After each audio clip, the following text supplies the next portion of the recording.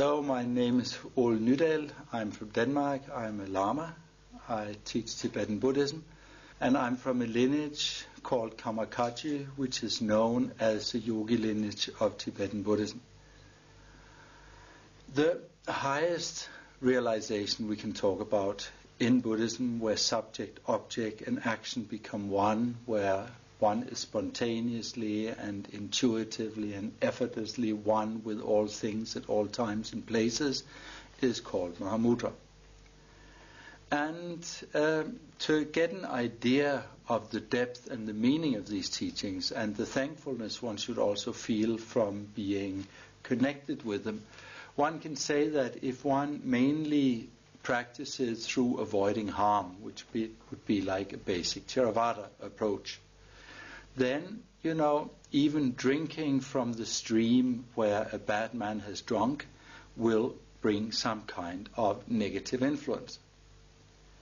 If one practices on the level of inner life, of compassion and wisdom, one can actually become enlightened in 3 countless kalpas, as it's called, which is also quite a lot.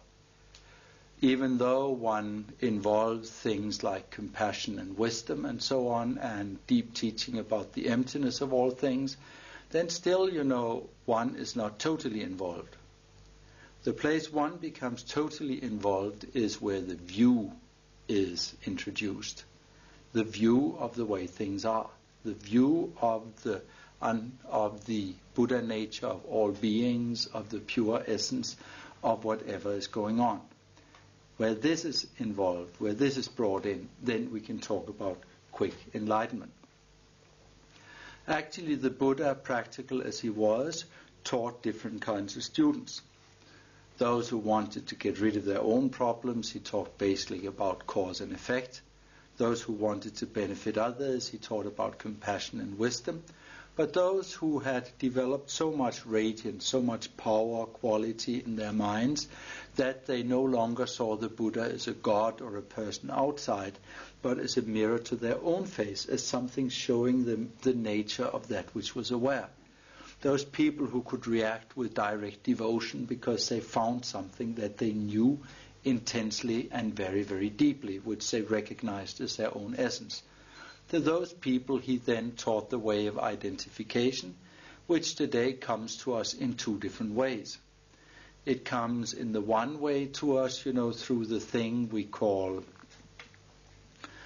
through that which we call the formed approach, as the different Buddhas that one may meditate on, where actually, if one is mainly an anger type, one will meditate on the father tantras. If one is a desire type, one will meditate on the mother tantras.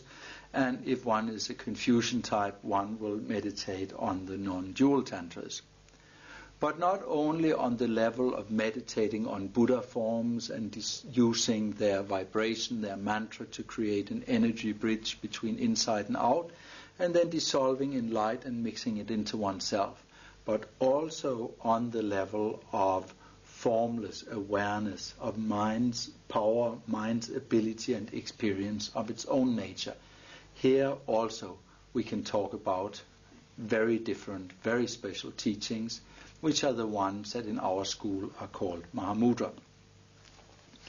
Actually, there are different aspects, there are different ways that one can work with it.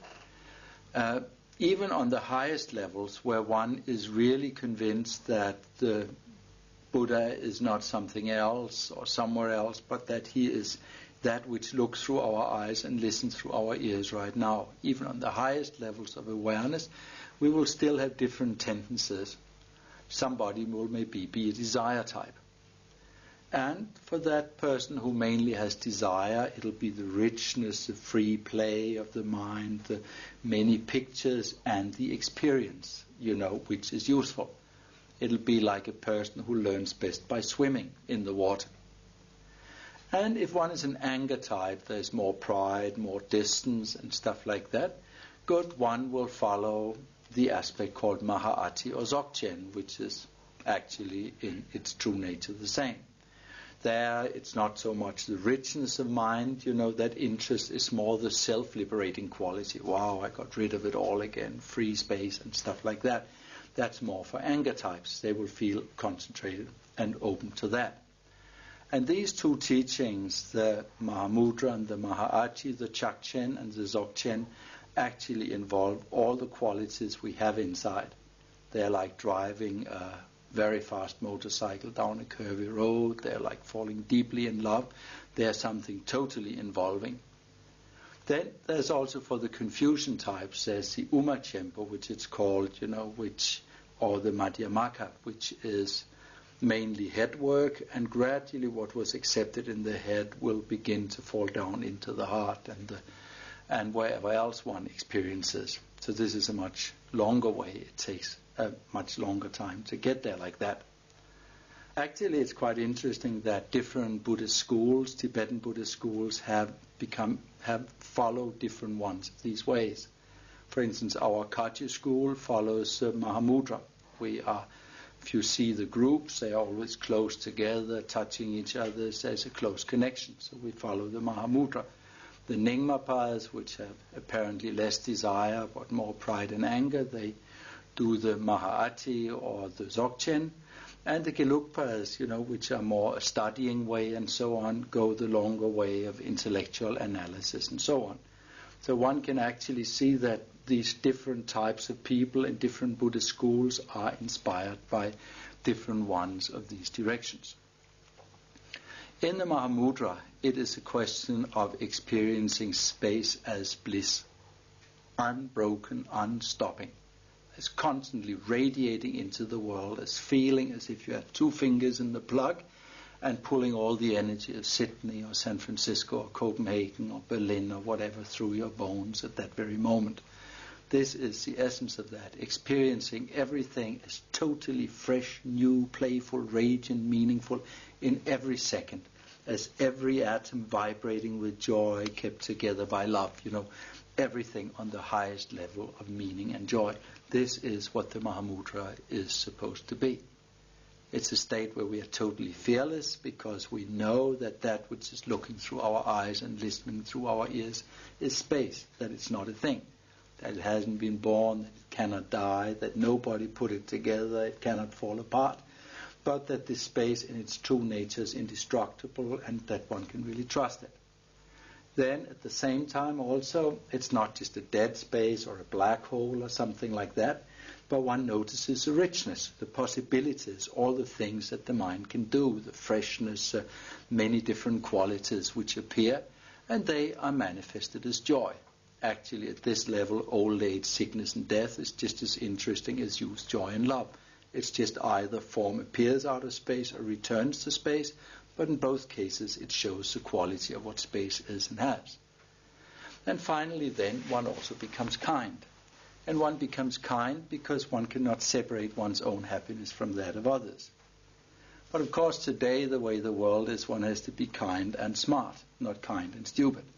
One has to be kind and do things that are useful in 100 years, and not just do things that are useful in a few years.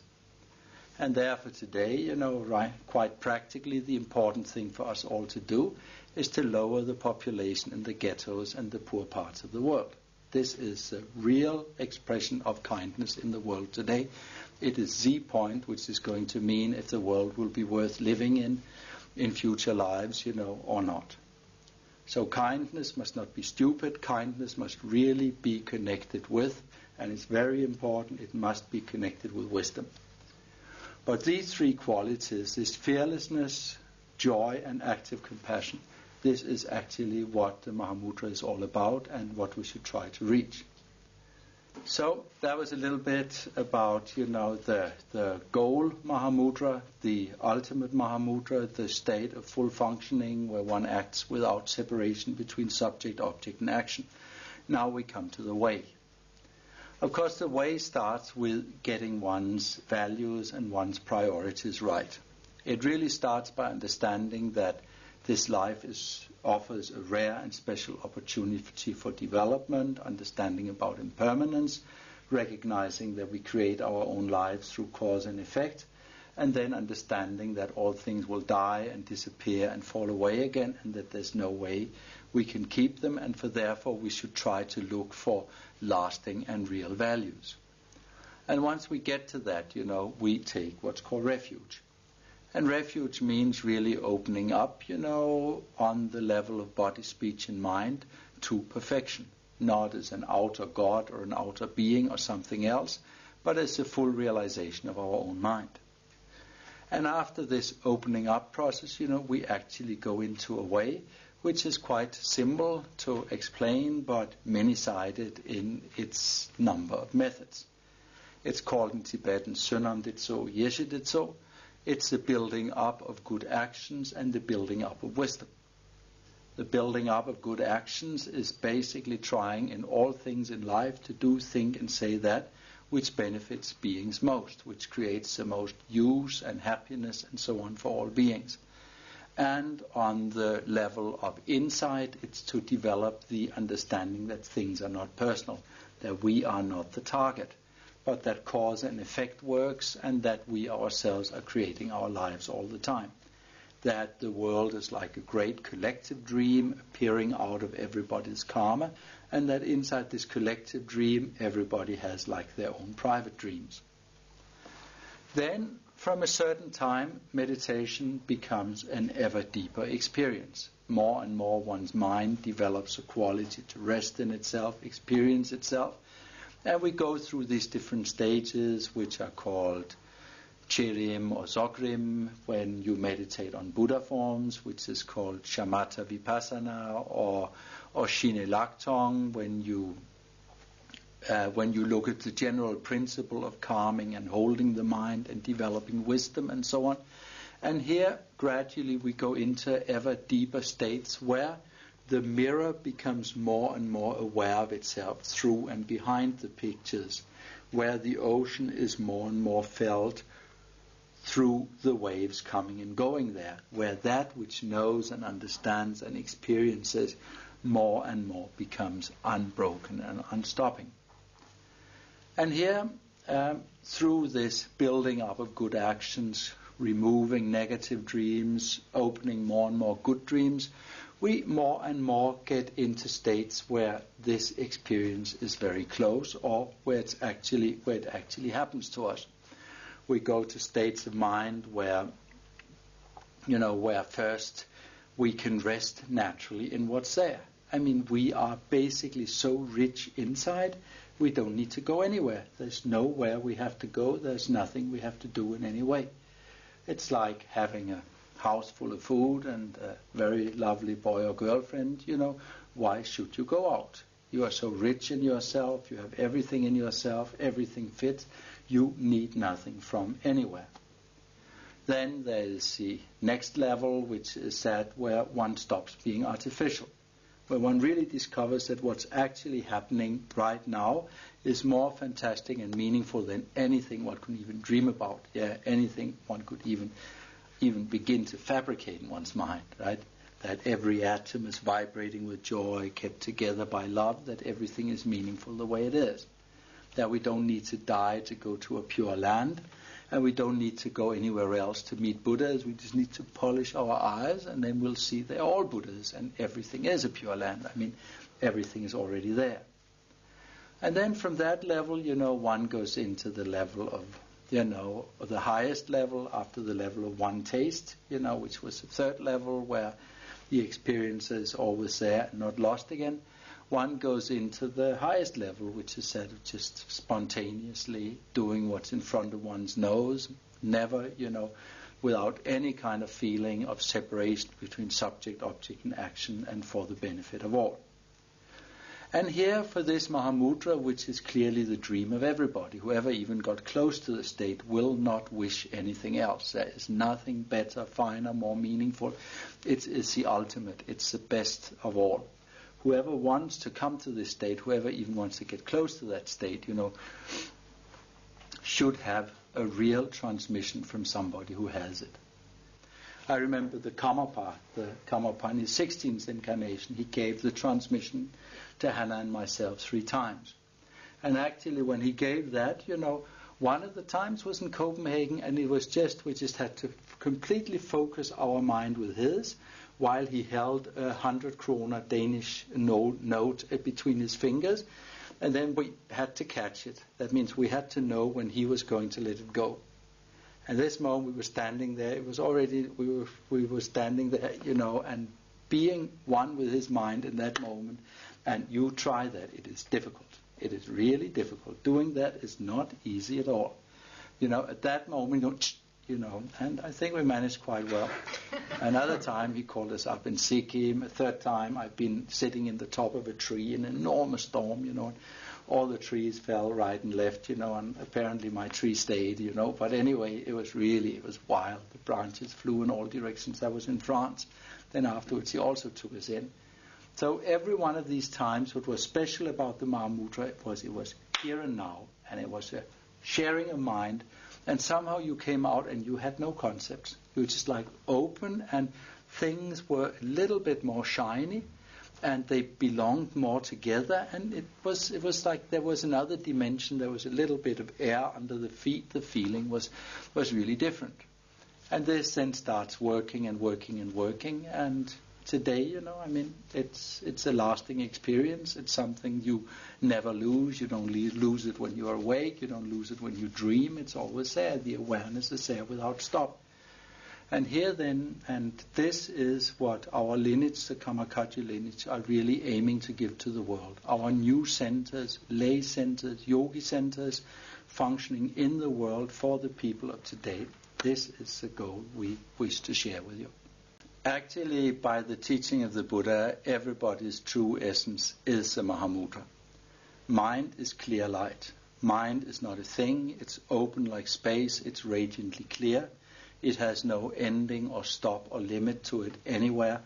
And whenever mind recognizes its own nature, that is Mahamudra, that is Buddhahood, that is the whole goal. The amazing thing is that we've been here since beginningless time, every one of us, and we know so many things about the outer world, the weight, the color, the smell, the size of everything. And if anybody asks us who is seeing the outer world, right, who is experiencing, who everybody is happening to, then they just look around for the person with the thickest reading glasses and hope that they'll answer because they think they're smarter than they are. But actually nobody really knows. It's amazing. That's why we compare the mind to an eye that can see everything but cannot see itself. The image that I think is very good to use in that connection is the ring and the hook. The ring is our openness, our potential Buddha nature, and the hook is like the blessing of somebody who has a realization. And we do need both. I know that in study lineages they talk as if it's enough you just learn the things and understand the things. But that will take, as they say, 3 countless universes, right? Kalpas, it takes a long time. But if you can do, on the one side, we do our best. We work, we train, we do whatever we can. And then somebody hands down the experience of the Buddha, those unbroken lineages of transmission where the Karmapa that we have here is the main holder of them all. If somebody who holds his transmission and his experience then passes on the Mahamudra to us, then actually this realization can come very quickly. We have cases of people who recognize the nature of their mind in a single lifetime, having started with all kinds of heavy things in their youth. They actually manage towards the end of their life to totally transform everything. So on the one side we all have the Buddha nature. On the other side, then there has to be that blessing. And what I think, is that actually the Western background that we all have, the transparency of our Western background, the start, the things we learn, the critical abilities and all the other qualities that we have, that they are the finest basis for Mahamudra ever. What I often think when I look at people like all of you is that the Buddha would have been honored and glad to teach you. I am, of course, not knowing very much. I'm glad and honored, right? But even the Buddha would have been happy to have followers, listeners, students, like the people of the modern Western societies, with their freedom, with their independence, with their education, with their idealism, and with their honesty. I really think so. I don't think there have ever been finer students of the highest teachings in the world than the people in the Western cultures today who enter Buddhism. I think we are going to have a ball around the world. We are going to have levels of consciousness happening. We are going to have joys and powers and growth, like nobody can even imagine today. That's what I think. That's really what I think. So, wish us good luck or joy.